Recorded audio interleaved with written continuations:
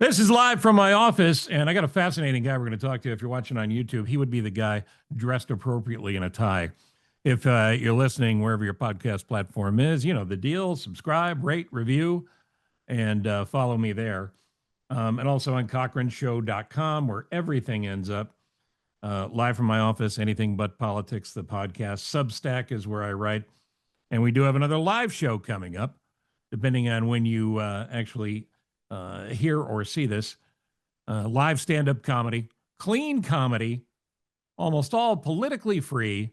It's basically a night off from all the bad news. And I'm going to have a lot of fun. Mike Toomey, my buddy from Channel 9, one of the best stand-ups in the country, Tim Benker and me, and some other guests as well at the Copley in Aurora. You can go to ParamountAurora.com or CochranShow.com. Grab your tickets before it sells out. The guest is Larry Axelrood. Sir, how are you? I am well. How are you? I was wondering if I should call you Judge. Is it weird when people don't call you Judge? No, it's fine. I think that that's a title, and if you're in court, then you address the judge as judge, even if you're really good friends out of court.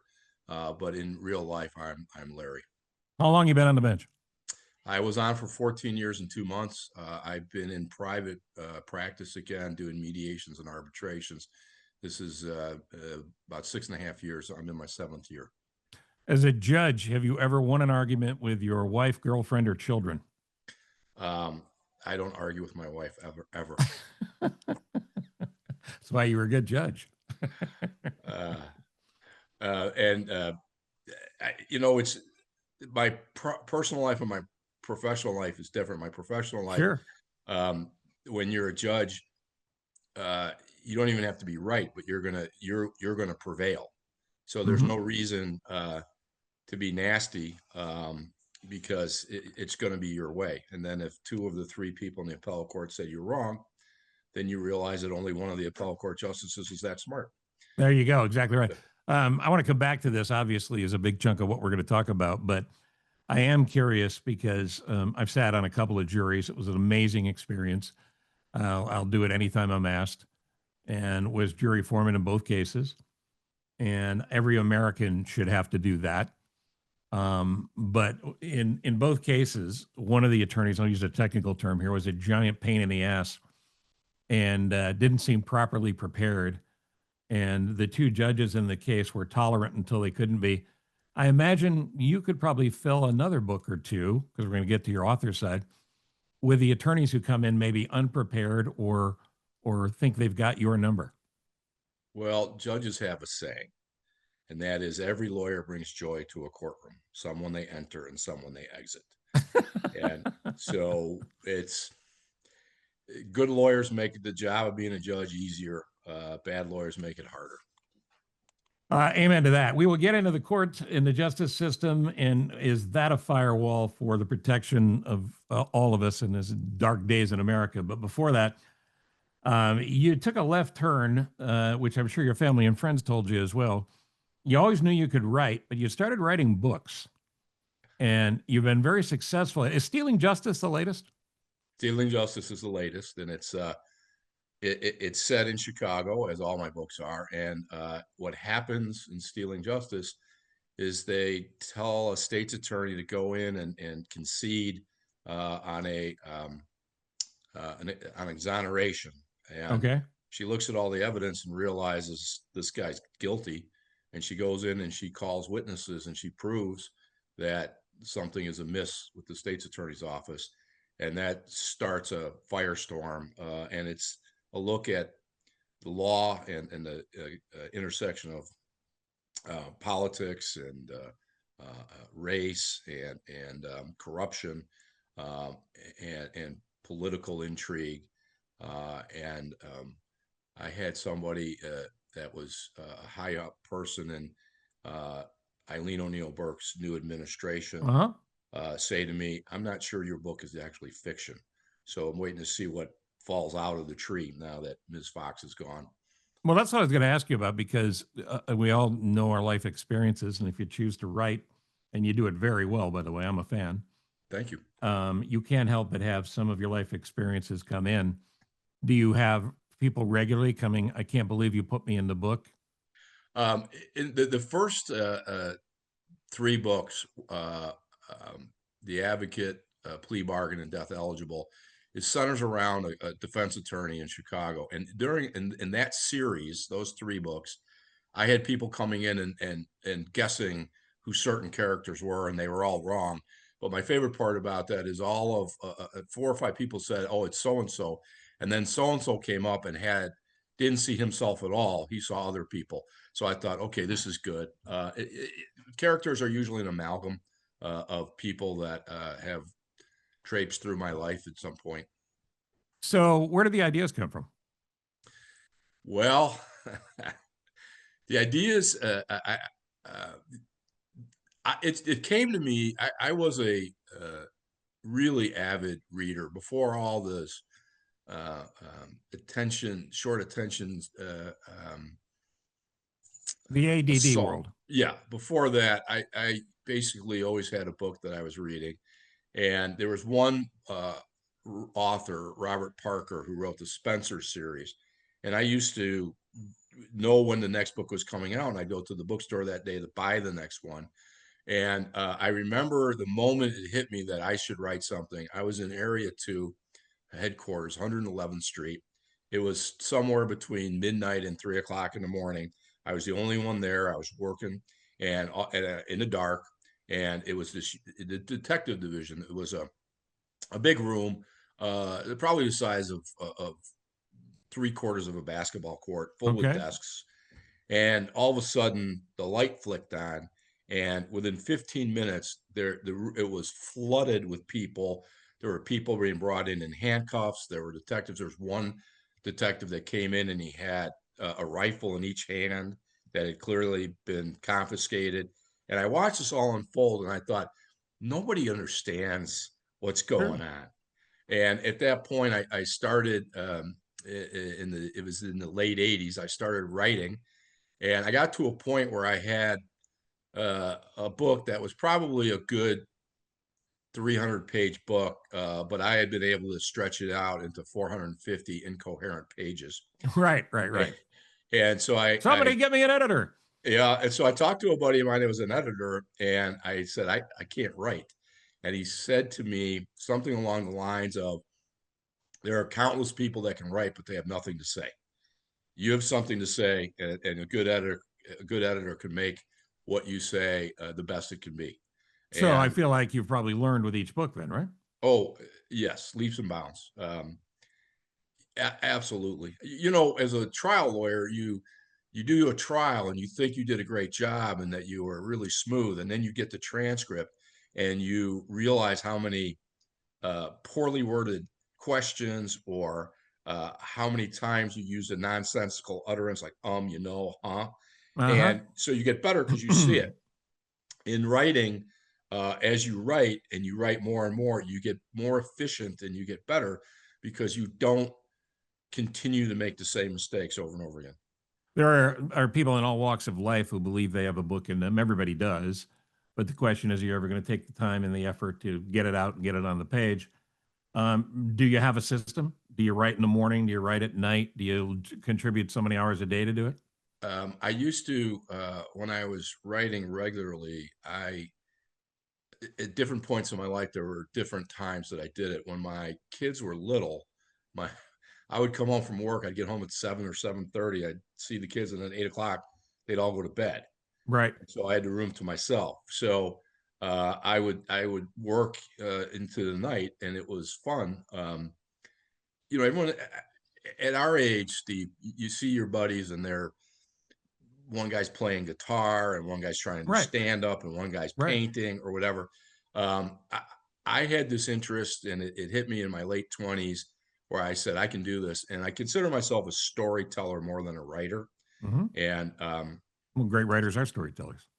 Right. But great writers can tell their stories, and they can execute putting those stories into written word better than I can.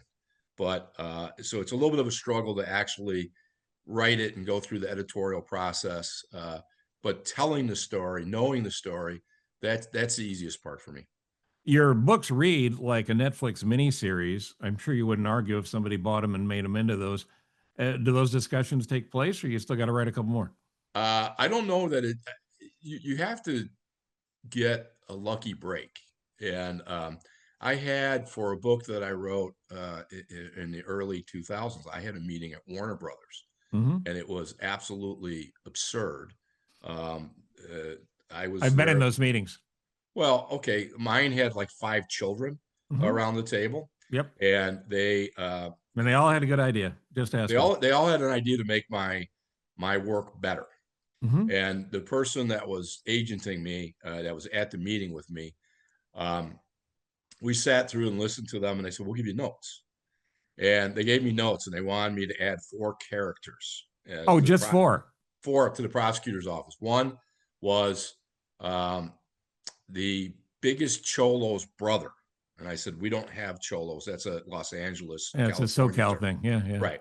So we don't have that." They, "Well, who sells drugs?" I said, "Drug gangs." Okay, then that a Hispanic drug gang guy. Okay, then the black guy who's on parole for murder, who went to law school in the joint, and now is a prosecutor. Sure. The U.S. senator from Illinois, the Republican U.S. senator from Illinois, his daughter in the state's attorney's office instead of the U.S. attorney's office, because he wants to be able to say he's a man of the people when he's running for reelection. And then finally, the drunken Irish guy who's Wow. knocked down, and this is his very last chance. So, Wow. so the Okay, guy were I you was going to working change with. the title of the book to Cliches? No, I was going to take my name off the title, There you go. off of it, but I told the guy after I did the rewrite. He said, "What do you think?" I said, "This is terrible, and I don't want my name associated with it." Good for So you. he said, "What do you want to do?" I said, "They didn't read anything that I gave them. Send them the original one again." And he goes, "No, if we do that, we're." I said, "No, they didn't read it." So I talked them into sending the original one again, and they sent back notes saying, "This is so much better, vast improvement." So that was my There's experience. Hollywood right Yep, there. yep. So and nobody was a decision maker. They all worked for decision makers, and Sure. it was just a wasted day. But Checking boxes in their day. I did get to walk through the Warner Brothers lot, and at the time we were walking through, and there was they said, "Oh, this is where we film such and such," and I was like, "Oh, okay." I never saw the show, but it was recently I saw a rerun, and I go, "Oh, I walked through that lot once." But yes, it would be great if somebody recognized it. I think that what I learned with Warner Brothers is no one wants to take a chance. They'd rather fail with something which is just like, um, Hill Street Blues Yeah. meets MASH or something, and Hmm. they'd rather fail with that than saying, "Well, this is something that's actually unique." One of the children was giving me in the Warner Brothers meeting was saying something to me, and I said, "Have you ever been to Chicago?" "No." "You ever been in a police station? Ever been in an emergency No, room interviewing someone that's been shot or stabbed?" And I no. go through all this. No, no, no, no, no, no, no. And and then they said that one of my characters wasn't street enough. And I was like, "Okay, Because I I'm gonna watch a hear." lot of TV and I know, what's Yeah. funny about that too is um, you and I don't know each other well, but I do know you well enough to say, um, I don't think you have a great poker face when you're aggravated.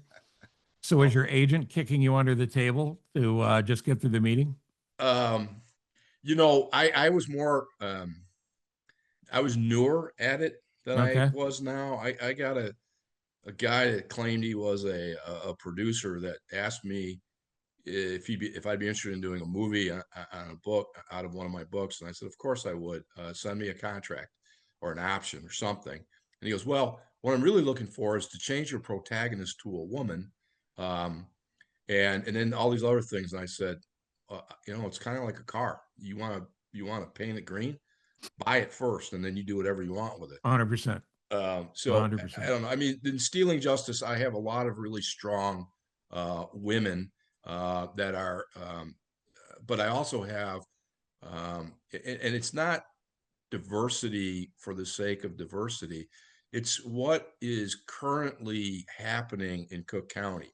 So it looks real because it is real. And I Well, the based it on, crime, and it's interesting you say that because the one thing that jumped out for me was the crime and the frustration for all of the characters feels very real.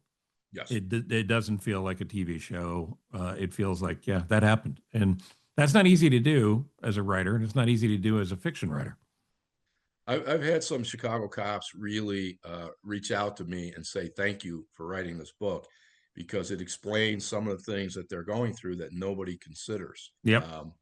And it also explains the whole cottage industry of wrongful conviction lawsuits. And, there was a number of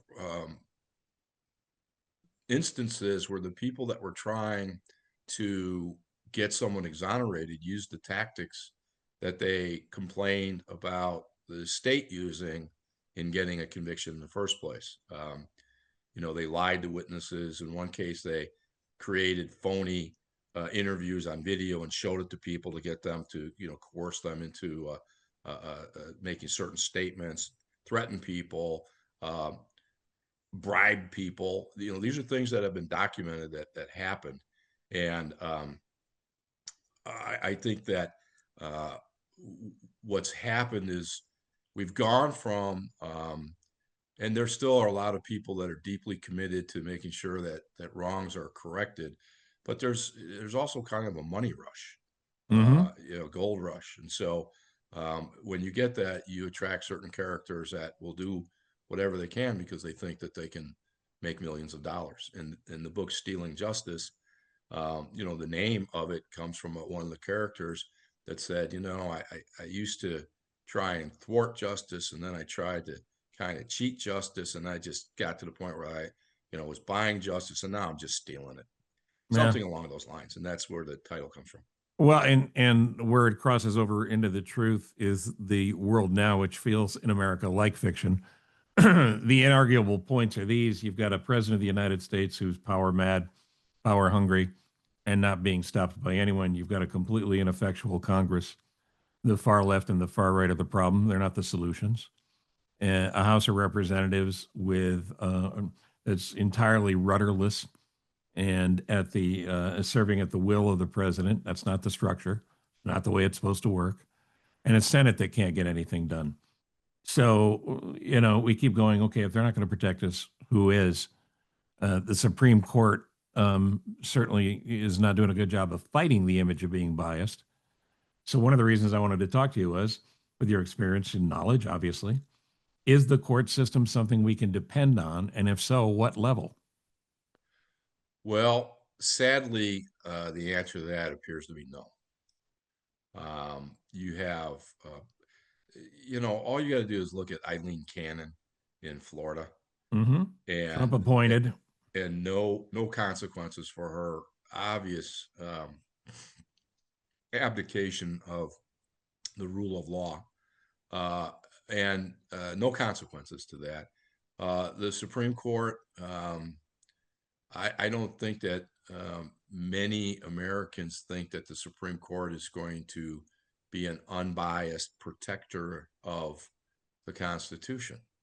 I just think that when you lose the moral high ground in that position, it's going to be really difficult because I think it was in the civil rights era where the Supreme Court ruled, and one of the governors said, "Okay, how are they going to enforce that? The Supreme Court doesn't have an army." And what you have now is it's just absolutely absurd what's going on. I had a buddy, Mexican American, who his father was a doctor, a medical doctor, and they were not. They were his father was an immigrant, but they were not poor working. They were affluent, professional, educated people. And he Mm-hmm. used to tell me that they're Mexicans, not Mexicans, Mm-hmm. to the working people. And what you see is they were going to go after the worst of the worst, but what they're really doing is they're grabbing landscapers and roofers and nannies, people that are working. They destroyed there's no farmhands in all these agricultural areas that were dependent on migrant workers. There's going to be a day where you're not going to be able to get your fruit or your vegetables, or it's going to be exorbitant, or it's going to be imported.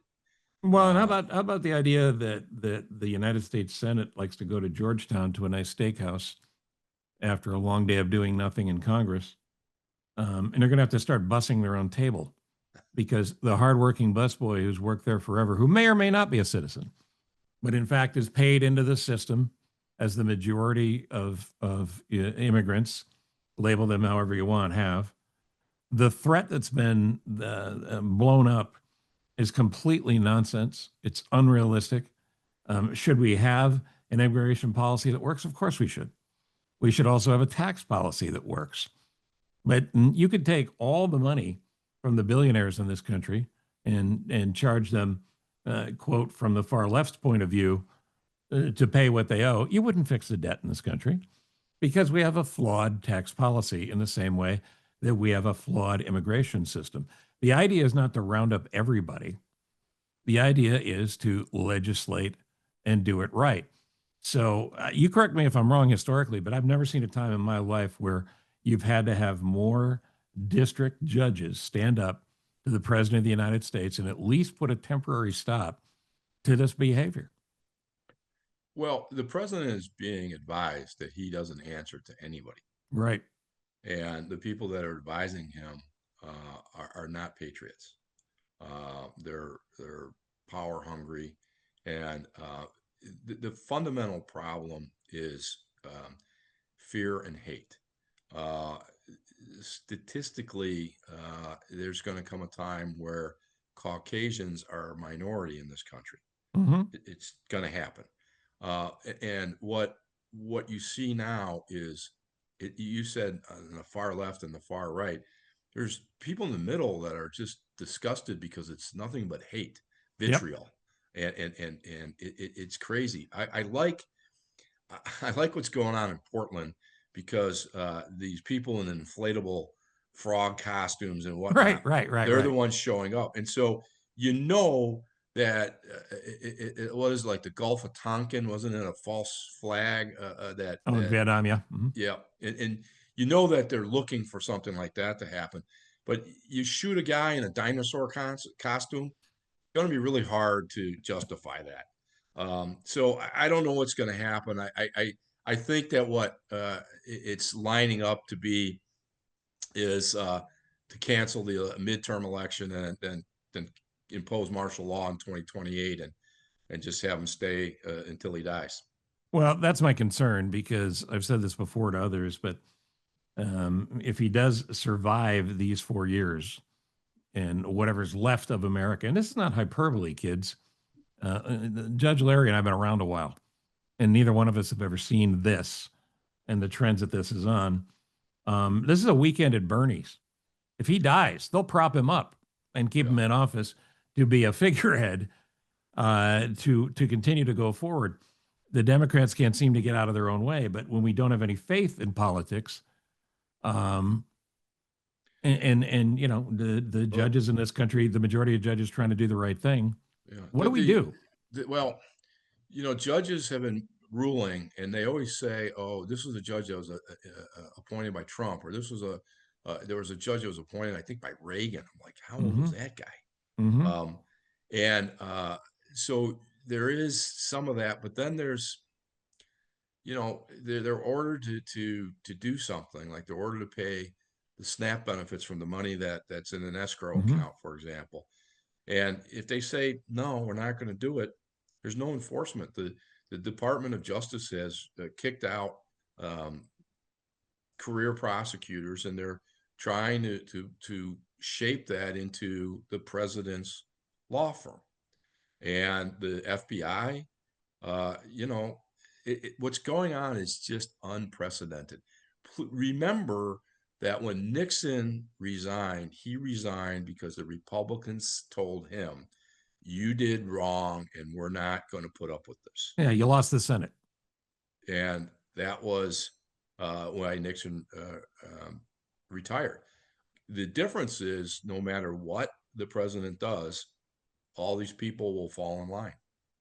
So, in the case, you just brought up the perfect example.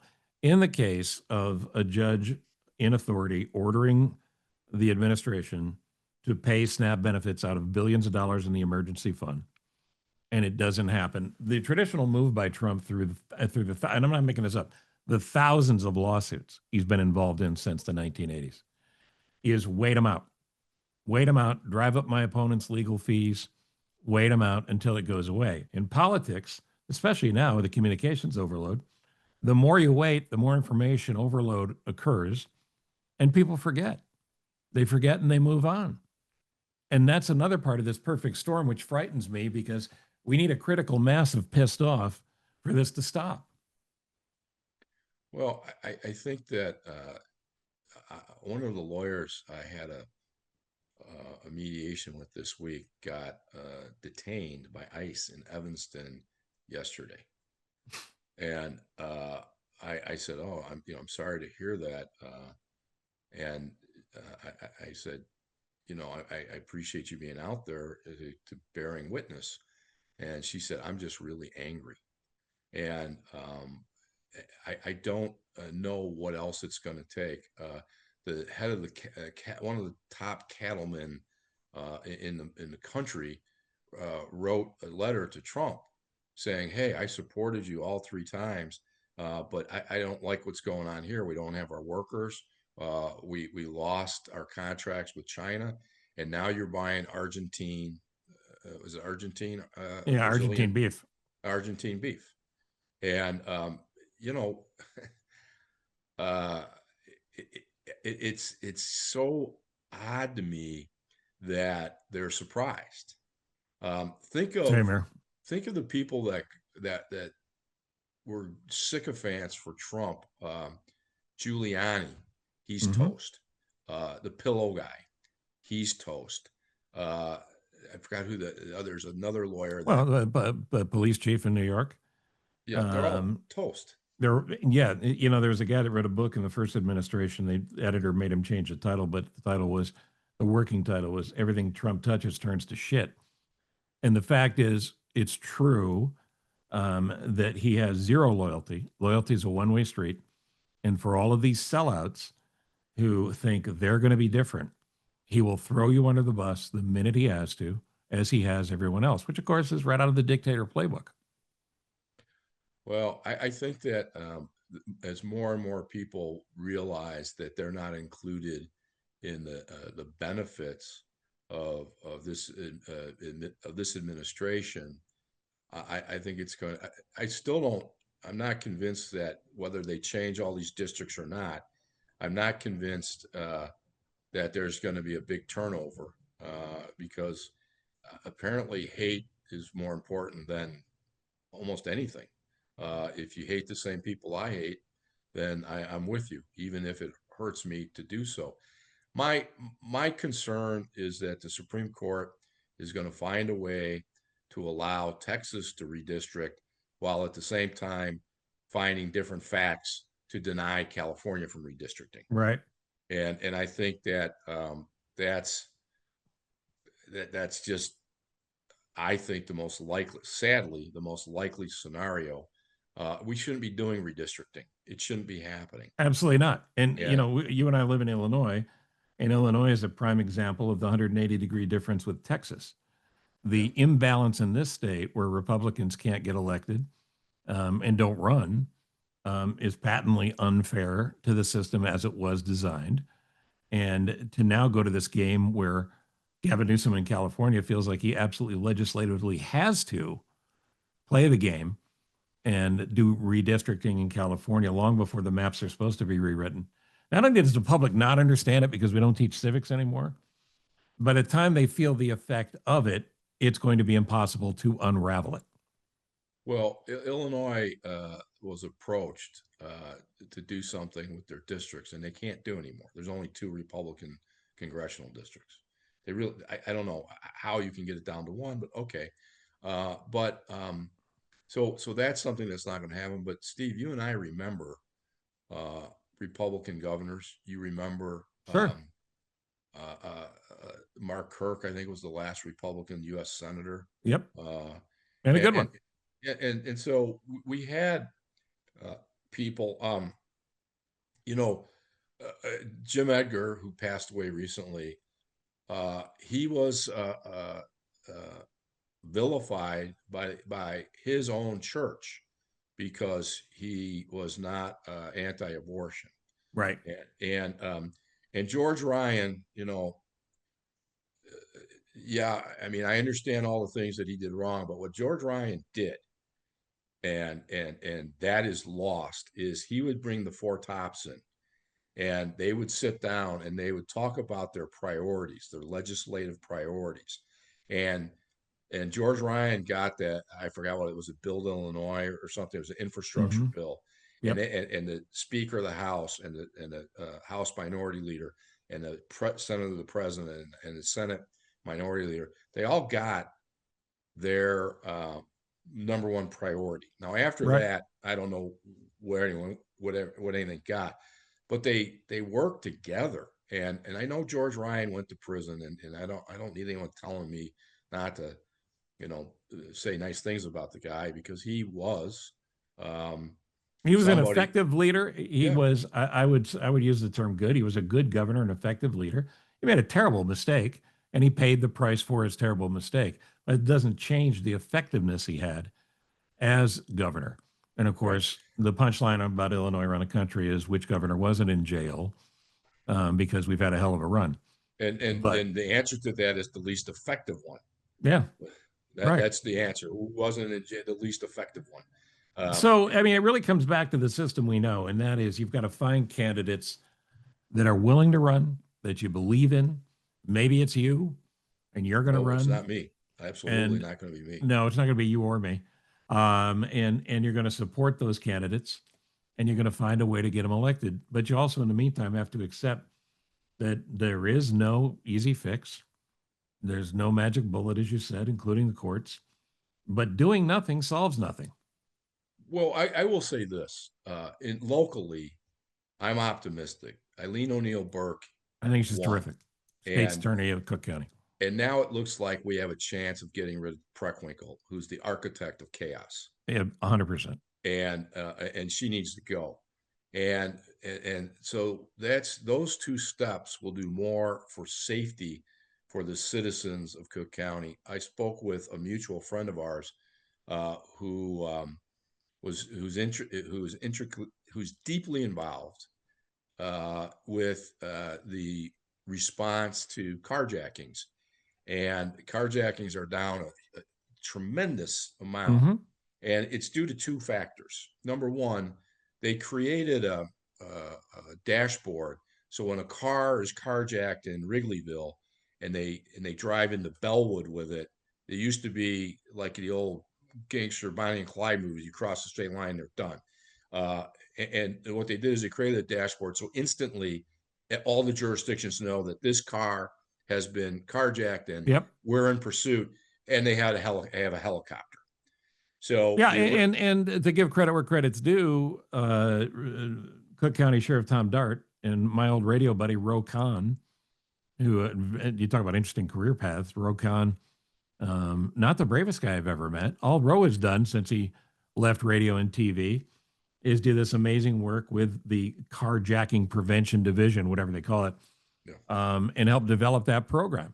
right. He So, was the one that was, I said, our mutual friend. He was the one that was in charge of putting together this, I'll call it, dashboard. yep. So now all the agencies are communicating in real time. And then the second part of it is they're prosecuting them. Under Kim Fox, they wouldn't prosecute cases. They wouldn't prosecute guns. They wouldn't prosecute carjackers. And you can tell me anything you want to tell me, but I know from hearing the stories from judges at 26th in California, and from state's attorneys, and from defense attorneys. And I know that these one coppers were telling me that they arrested a kid in Lakeview. He was 15. He did a carjacking, and they arrested him, and he was released without charges because he was 15. They arrested him the next night, the next night, the next night, and the next night. every night. Same thing, carjacking, put a gun in someone's face, take their car. And they arrested him. And he was not prosecuted. And then on the fifth time, the feds took it and said, okay, we can't let this happen. So what's happening now is they're prosecuting people they arrest for carjacking. They're arresting higher percentage of the people that are doing carjacking. And lo and behold, the jail population is going back up as a result of arresting dangerous people and keeping them. And you say, well, what about the bail reform? Well, the bail reform is to make sure that the only people that are held are people that are dangerous to society. And what we're seeing is, I believe that Toni Preckwinkle, that one of her main goals was to empty the jail as much as possible for financial reasons. And no, there's no question. For her budget. 100%. And that's incredibly dangerous. And I look forward, hopefully in a year or so, whatever it is, to her being an octogenarian living on the South Side, afraid to walk to Walgreens because she doesn't have her 5 police officers in the SUV driving her. Yeah, suddenly it's a different world. Yeah, I'm looking forward to seeing how that fits for her. And you mentioned Kim Foxx. For people listening around the country or around the world, Kim Foxx was a protege of Preckwinkle. And Preckwinkle, with no concern for conflicts of interest, made sure she got elected. And she was not just part and parcel, she was the engine behind crime increasing in this city at exponential amounts. And we now have a mayor with an approval rate that's so below water, no one could survive. And I'm not exaggerating when I say this. I believe the last approval rate I saw was 6%. Well, I saw something this week that he was about 30%. But here's the problem. But my point about Kim Foxx and the mayor was, if a kid was black, you can't arrest him. And to take the cops in the city of Chicago, and God bless them, I've supported the police nonstop. And if there's a bad cop, get him out. But the vast majority of cops bust their asses every day to go out, do what they do, and they don't know if they're coming home. And for the cops to have rules like, we can't chase criminals and we can't act on our cop training and instincts to stop crime, all of those things, that's how you create morale problems. And that's how you have cops not want to be a part of the system. And that's another thing we're dealing with here. But again, the only way to change all of this, all this big pile of problems, the only way to change is to be involved. Yeah, I think that some citizens created the CWB website, which is truth, because the media at large is horrible in Chicago. They don't have people that can do in-depth reporting because of the where we are now, the newspapers. Yeah, the economics have changed. Yeah, and I'm the only person on I'm the only person on the train in the morning that has a physical newspaper in their hand. Yeah, I must wonder what you're carrying.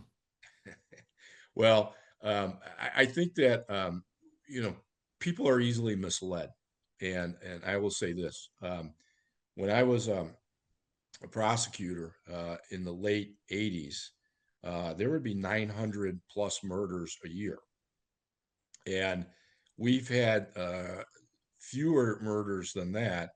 Even though people are portraying Chicago as being out of control, and I'm not excusing or apologizing for anything. We have too much crime, and we have too much violent crime. There's too many people with guns that shouldn't have guns, and they're using them indiscriminately, and it's dangerous. And there's shootouts in River North and all those things. I acknowledge that, but statistically, there were in the mid to late '80s, we had higher murder rates than we do now. 100%. Yeah, Chicago barely makes the top 20 in that particular grisly statistic. I hope you'll come back, because we barely scratched the surface. I hope you come back. And for people listening to us and go, oh, the two old guys really cheered me up. No, we're just trying to give you the facts and trying to fire you up to get involved and stay involved. And just remember, as I always say, a social media post is not action. No. It might make you feel good for a section. I would invite anybody who's curious. I have a author page, Larry Axelrood.com. It's LarryAxelrood.com. Also, on Amazon. You could go on Amazon and they give you a sample. You could read 30 pages to see if you want to read Stealing Justice. Great. But when you read Stealing Justice, though, and you wonder, could this be true? I promise you that this is more accurate than the book that I didn't read, which is If I Had Done It by O.J. Simpson. So my book, Stealing Justice, is not only possible, but it's very realistic, and it's true. The characters are true. And in a time of no truth, we could use that. Axelrood, by the way, is AXELROOD. Larry Axelrood .com. Stealing Justice is the latest. If we want to get any of your books, where do we get them? Amazon's the easiest. All right, just go to Amazon. Larry Axelrod is a good way to search that and get it, or just Stealing Justice as a title, and you'll see the others as well. It's my name is, I'm not related to David Axelrod. I got 2 O's, but either way, you'll find me. Okay. It's great to get to know you, as I have in the recent past, thanks to our friend Jay Blunk. And like I said, I hope we can continue this, but thank you for coming on. I'm looking forward to it. It was great. I appreciate it. And we are 2 old guys, but what it means is now that I'm no longer a public official, I can actually tell the truth. I don't have to say no comment. How about that? I appreciate it, and I'm happy to talk to you. And the time went too quickly. All right. We will do it again. Thank you, sir. Thank you. This awkward part that comes at the end of a podcast where you have to hang up, feel free. Hang up, slam your laptop down, and I'll be in touch as we continue with Live from My Office. Thank you, my friend. So, anything but politics and more. Thank you, Ross Cochran, for producing Live from My Office. Don't forget, you can go to cochranshow.com for everything related to me. Read my Substack for more truth. You can go to substack.com, search Steve Cochran, and get it there. Or again, link through my website. We're going to be doing new shows through the end of the year, even though I'm going to be on an all-new left knee. I have knee replacement surgery coming up. But I'm going to play through the pain for you and for me. And, check back again and again, and follow me on social media as well. Again, thank you, Ross Cochran. Thank you for listening and watching on YouTube. This is Live from My Office.